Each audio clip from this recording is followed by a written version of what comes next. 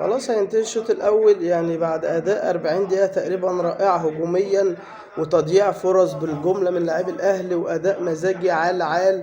جه غلطتين دفاع يعني رامي ربيعة يعني عمل ضربة الجزاء اللي هو خده يلا يلا تعادلوا. يعني عارف انت اللي هو يعني اداهم حاجة هدية كده رجعوا للماتش.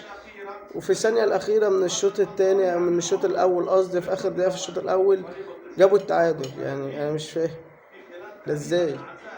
يعني 40 دقيقة جميلة قوي. طبعا الهدف الأول من وسام أبو علي من تمريرة رائعة لإمام عاشور.